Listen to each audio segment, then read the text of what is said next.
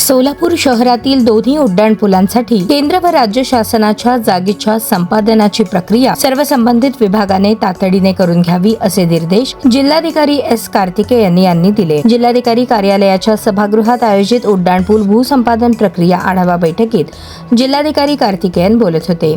यावेळी सोलापूर मनपा आयुक्त सचिन ओंबासे, शहर पोलीस आयुक्त एम राजकुमार, पोलीस उपायुक्त वृष्टी जैन, निवासी उपजिल्हाधिकारी अभिजित पाटील, भूसंपादन अधिकारी प्रदीप बास्तेवाड, राष्ट्रीय महामार्गाचे अभियंता स्वप्नील पवार, महेश यमुल, सिटी सर्वे अधिकारी गजानन पोळ यांच्यासह सर्व संबंधित अधिकारी उपस्थित होते। जिल्हाधिकारी कार्तिकेयन म्हणाले की सर्व शासकीय व खासगी जागांच्या मिळकतीचे ना हरकत प्रमाणपत्र सादर करावेत।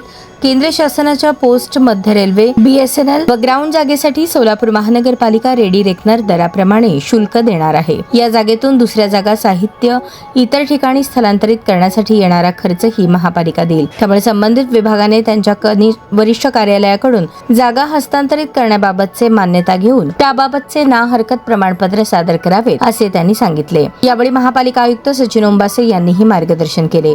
सोलापूर शहरातील राष्ट्रीय महामार्ग प्राधिकरणामार्फत 2 महत्त्वाचे उड्डाणपूल प्रस्तावित आहेत। यात सेक्शन 1 जुना पुणा नाका ते पत्रकार चौक व सेक्शन 2 जुना बोरामणी नाका ते मोरारका बंगला या मार्गांचा समावेश आहे। महाराष्ट्र शासनाने नगरोत्थान योजनेतून 299 कोटींची मंजुरी दिली असून शासन हिस्सा 70% व महापालिका हिस्सा 30% असा निश्चित करण्यात आला आहे। भूसंपादन अधिकाऱ्यांनी तयार केलेल्या सुधारित आराखड्यानुसार भूसंपादनाचा खर्च 145.11 कोटी इतका आहे। शासनाकडून आतापर्यंत 84.438 कोटी प्राप्त झाले असून 17.139 कोटी उर्वरित आहेत, तर महापालिकेच्या हिस्स्यातील 25.55 कोटी जमा झाले आहेत। या प्रकल्पासाठी एकूण 10.55 हेक्टर आर क्षेत्राचे संपादन होणार असून त्यात खासगी व शासकीय मिळकतींचा समावेश आहे।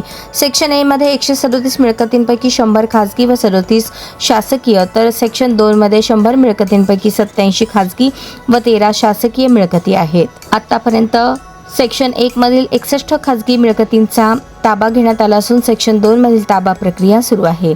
महाराष्ट्र राज्य परिवहन मंडळ, सार्वजनिक बांधकाम विभाग, मध्य रेल्वे, BSNL तसेच पोलीस विभाग व वैद्यकीय महाविद्यालयाच्या जागा बाधित झाल्या आहेत।